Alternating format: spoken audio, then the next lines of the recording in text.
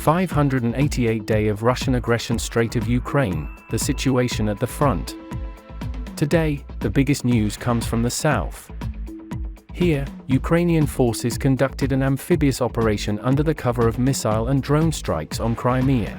Russian sources reported that closer to midnight, Ukrainian forces launched a marine attack on 3 jet skis and 1 boat in the direction of Cape Tarkhankut. Russian sources reported that the Russian border guards detected 4 vessels, killed at least 1 soldier, forced Ukrainians to flee, and then chased them down with a fighter jet Su-30 until Ukrainians got to the oil rigs. Later, Ukrainian fighters from the Special Detachment of Ukrainian Intelligence released a video showing that the landing operation was actually successful. The video also featured 6 jet skis, not 3 as reported by the Russian sources. The spokesman for the Ukrainian intelligence Andriy Yusov stated that Ukrainians initiated a fierce fight with the Russian forces on the shore, inflicted losses, and timely withdrew. He also admitted that the Ukrainian assault unit incurred losses as well. Although not comparable to Russian, later, Russian sources corrected themselves and claimed that Russians only captured 1 Ukrainian soldier who fell off the vessel. So, based on the reports from both sides and the corroborating visual evidence, it seems like the Russians completely missed the attack. Ukrainians successfully landed near the Russian base and opened fire, and once Russians woke up and started putting up resistance, Ukrainians withdrew on at least 6 jet skis. By the time the Russian border guards got to the shore, they only noticed the 3 jet skis that departed the latest and found 1 Ukrainian soldier who fell off the vessel.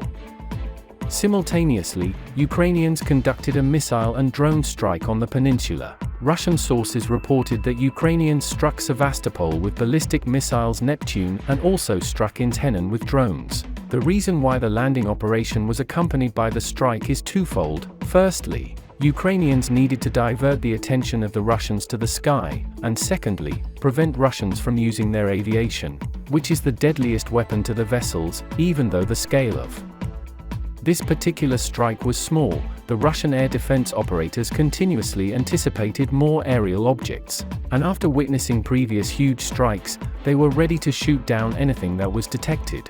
And the Russian air defense operators have become notorious for shooting down their own aviation, so, during the strikes, they abstained from using aviation, which is precisely what the Ukrainians needed. By the time Russians figured out what was happening and sent their jets to chase down the jet skis, Ukrainians were already halfway to the oil rigs, where they found shelter.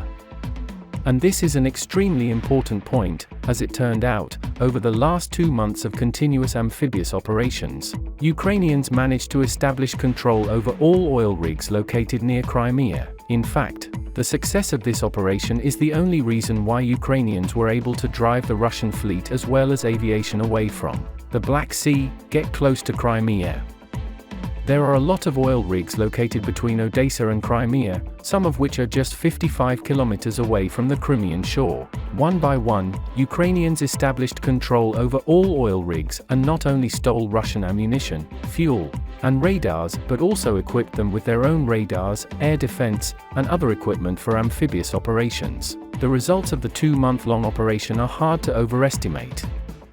Russians lost the ability to get close to the Odesa region on the ships. Russians also lost crucial bases for their helicopters. Russian jets now have to avoid the rigs because of the risk of being shot down, at least with man-portable air defense. Ukrainians got very close to the shore and increased the efficiency of reconnaissance tenfold, which resulted in multiple devastating attacks on the Russian air defense systems in Tarkhankut, which in turn opened the sky for the ballistic and cruise missiles that later hit Sevastopol and airfields and headquarters around it. The bottom line is Ukrainians have eliminated the threat of the massive Russian attack from the sea on Odesa, which was one of the primary fears of Ukrainians at the beginning of the war. Ironically, Ukrainians were the ones who crossed the Black Sea and landed on the enemy shore first.